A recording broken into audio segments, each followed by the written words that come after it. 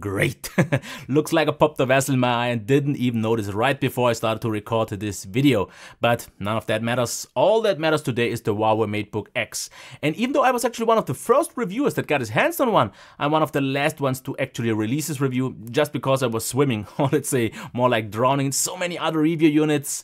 And that's why I would say let's just skip the intro and switch to this little bad boy. And when I say little, I mean this literally, because as you can see, it is super thin and also very compact, therefore just very portable with just 1.07 kilograms.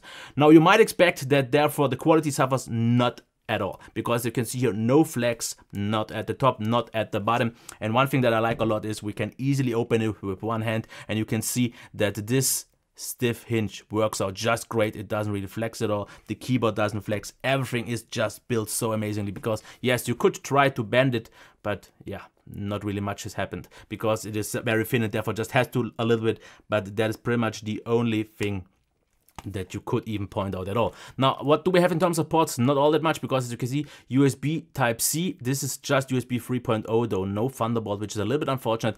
The headphone jack, as you can see here, we have a cutout to open it very easily, and another USB Type-C. That's it. Only the left one though is for charging, so not a whole lot here, but what you at least get therefore is a USB Type-C dock with USB Type-C, VGA, full-size HDMI, and another USB Type-A.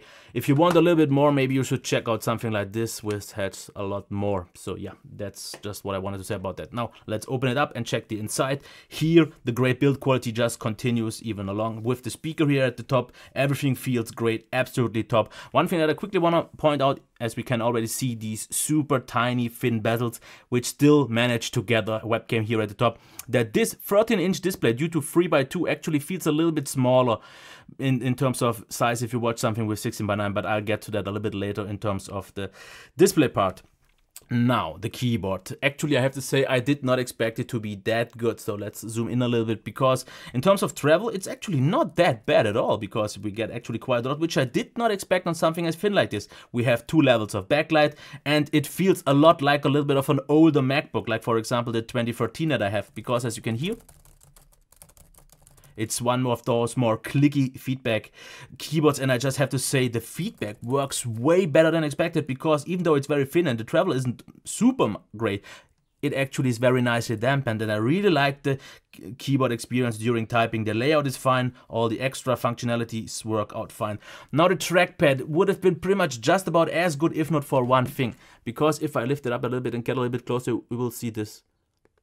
There is a minimal little gap, which is about the last third here. And even though if I just, for example, do stuff and tap, it just feels a little bit hollow, just a little bit loose. What I noticed though, if I grab it here on the side, this is gone. So maybe this is a little bit of a build constructor issue, or maybe actually different badges won't have this anymore, because this was actually a little bit annoying, because I just have to say, for example, here now quickly checking, the fingerprint reader works just about as fast as on any other Huawei phone. And the trackpad reacts very well. All the gestures get absolutely nicely recognized, and the input is without any delay. Really works great. It's just a little bit of a gap that annoyed me, just a tad little bit. Now let's get into this display. Like I said already, 13 inches, and I can't really quite reach the perfect angle, because as you can see, if I lifted a little bit more, it would have been actually better, but this is the maximum angle that you can reach, which is absolutely fine though, just not perfect for my camera. I will try to lift it just a little bit so you can actually see this a little bit better. And let's check the actual qualities of this display here. Let's quickly go through my spider benchmarks, and as you can see here, we have 100% of Adobe of sRGB and 77 for Adobe RGB. The Gamma 2.1, actually absolutely fine, no complaints here at all, works out great.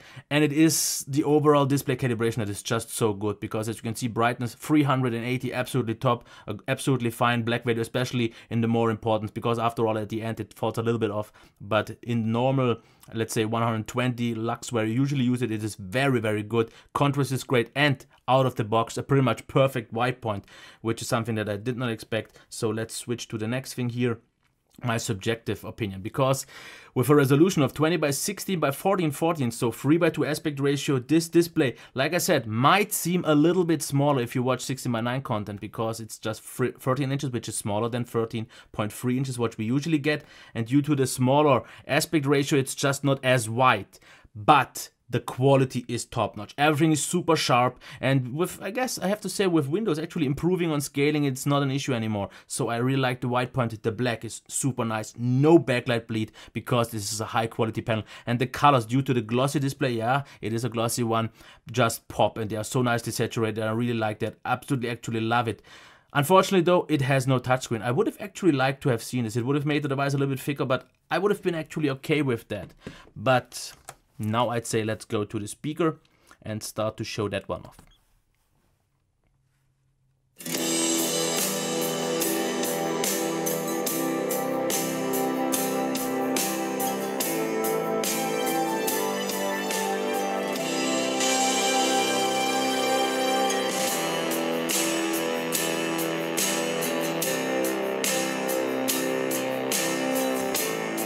So in case you noticed the change of sound, this was because I switched from personalized to dynamic. Because what we have here is kind of the first with Dolby developed speaker, but that actually doesn't matter so much to me because the Dolby Atmos software in this way is already available on many other devices. But dynamic is actually quite fine. I personally used personalized and actually did quite enhance the highs and mids also, just to get a better experience. Because I have to say, out of the box, the sound is a little bit tinny. So it sounds a little bit off, not maybe as good as the Surface laptop, but it gets super loud and it still sounds totally fine, absolutely without any problems, and it's one of the better speakers for sure, especially for something as small, thin and compact as this. I'll give it easy a very good without any problems. The headphone jack is also very good, so yeah, no complaints here at all. Now let's get into the next thing, which would be the performance, and I'm a little bit unfortunate about the disposition, but yeah, I have to just lift it to give you a little bit of better experience. As you can see, write speeds of about 1300 and read speeds and write of about 550, which leads to one thing, a boot time from about up to 6 seconds to 8, maybe 6 seconds. It sometimes fluctuated a bit. Also once I got just, if it's really long, been out for like 12 seconds, but usually expect 6 seconds, which is absolutely amazing. Of course, something that was to be expected, the scrolling in the browser is actually really good, because I have to say I did not expect the performance to be that good in Chrome, because I have seen already so many Ultrabooks that can't handle this as nice as you can see here, and this is with the trackpad, so absolutely top. One thing I have to just point that out though, this device, since it is fanless and therefore also noiseless, is not really meant for longer periods of heavy tasks, because I tried it and yes, it downclocks, because the maximum boost was like to about 3 gigabytes or so, a little bit over that, and then it starts to like after 5 minutes already to go down to maybe like 2.5, and after like 20-25 minutes of full load in a quite hot room, like I have to say though, with 32 degrees, it goes down to maybe like 1.8. This is where it kind of takes its highest place, but I will get to that a little bit more in the heat and noise part, but performance-wise, it's just not meant for that. You could do it, but I would just see this as a very portable Ultrabook where you can do all your office stuff and some other things, watch TV, browse movies, browse the web, and so that all works totally fine. Just don't expect it to be a workhorse. It's just not meant for that. Because if we quickly go into the temperatures and all that I've mentioned already, let me quickly get my notes down here. Okay, like I said, ambient temperature was at 32 degrees, and on idle, the bottom was at about 39 to 40 degrees, where the upper part still was absolutely manageable, about at 36 to 37 degrees. But I have to say, if you use it on a lap, it sometimes can actually be already a little bit uncomfortable after all. The maximum CPU was at 59, that's fine, and average at 42. Now on the load, things changed, because the bottom got up to about 31 to 35 in the middle.